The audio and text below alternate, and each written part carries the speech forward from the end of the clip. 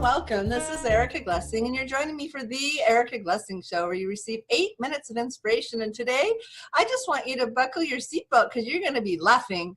My guest, Mark Anthony, and I, we've already laughed so hard in the pre-chat, it's hard to even introduce him. He's a psychic lawyer. He's written amazingly beautiful books, and I know you're going to love his books. They're about evidence of life on the other side. So welcome, Mark. How are you today? I'm doing great, Erica, and it's really good to be on your show.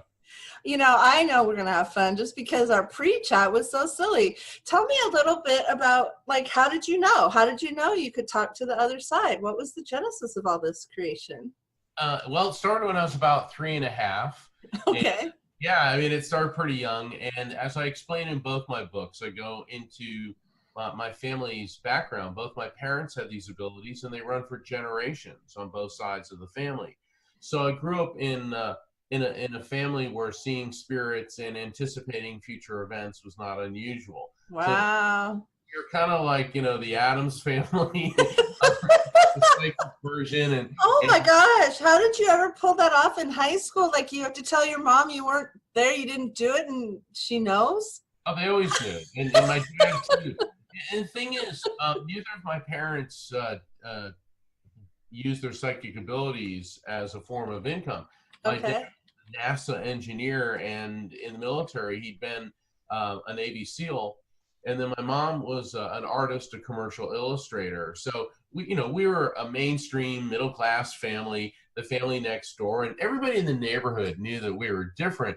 But we were kind of the weird but cool weird. We wore drunk rocks through our windows and things. Right. And, I remember bringing my college fraternity because my parents lived right near the beach.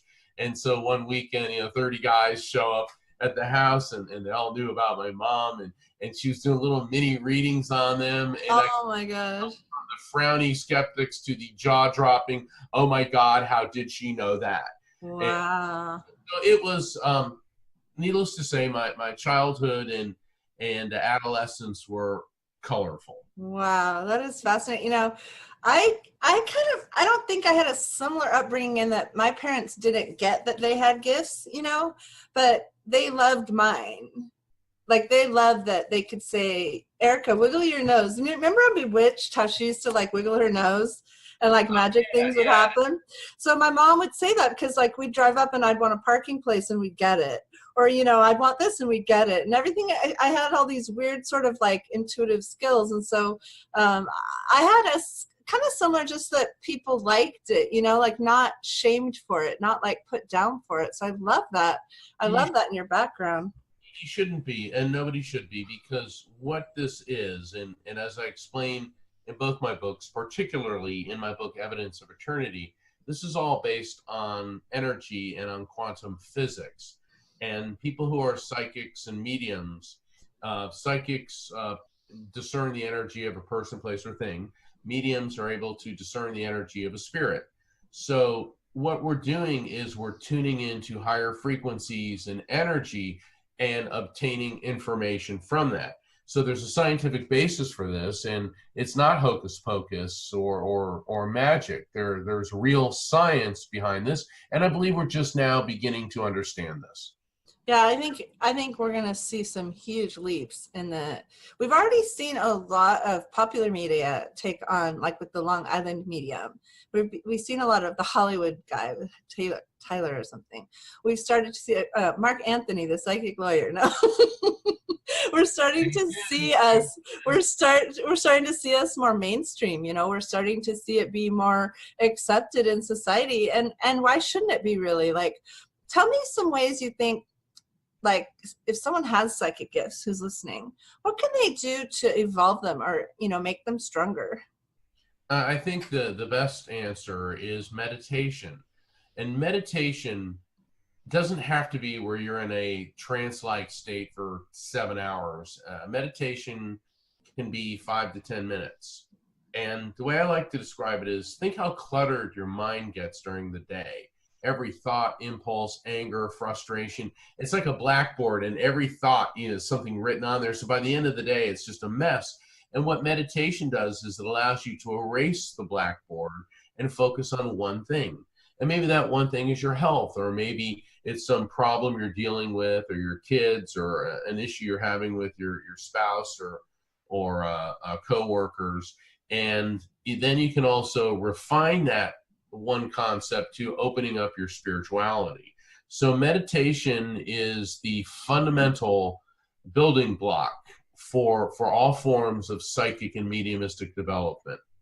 Right. And as soon as you said that, one thing I really got present to was how hard it is to be present in our culture now, because everyone's on their phone. If you look around, you walk through the store, people aren't grocery shopping, they're grocery shopping and checking their phone. I'm guilty myself sometimes.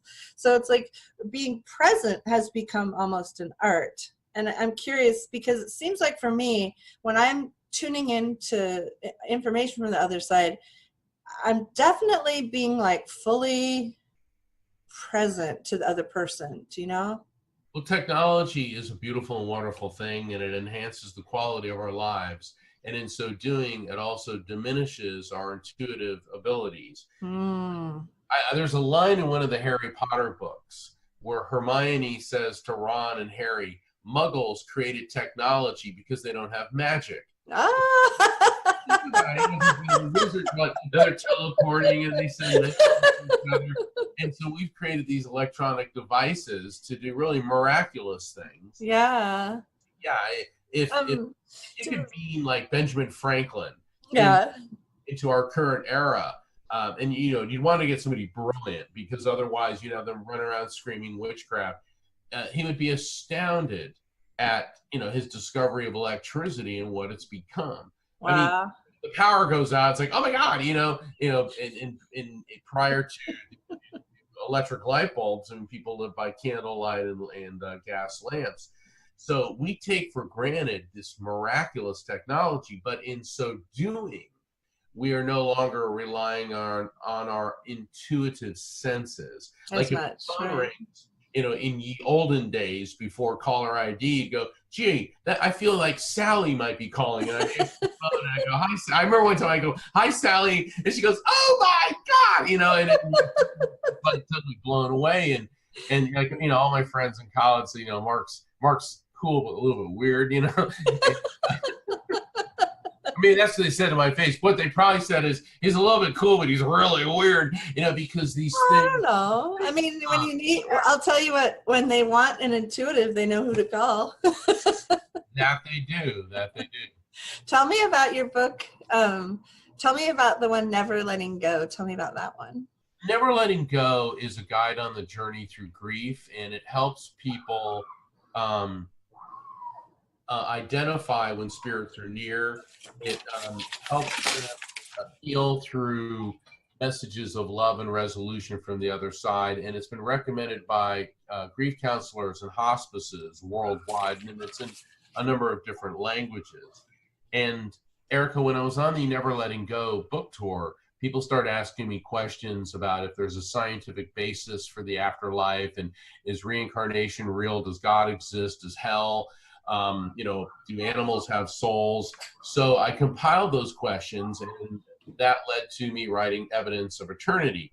And I love both my books, but Evidence of Eternity has been up for a Pulitzer, and it is in, I think, 7 different languages, and it just came out an audio book. That's amazing. My books are still going strong, which is why I'm in the process now of writing my next book. Oh, I wonder what that one's going to be called. I'm so curious. Well, I've got a couple different working titles, but the way this usually goes is no matter what I call it, the publisher will generally make a few suggestions. And then, you usually have an argument with your publisher until you arrive at a title that both the author and the publisher are happy about. Guilty. I do that. I mess with titles. I do. Well, I mean, if you want to say like understanding the scientific nature of spirit communication, all right. Well, that doesn't, it's like Evidence of Eternity is a little better. Yeah, I mean, I had a literary agent put it to me like this: if you're in a bookstore, which book are you going to buy? Proven weight loss techniques based on scientific approaches, or lose 30 pounds in 30 days.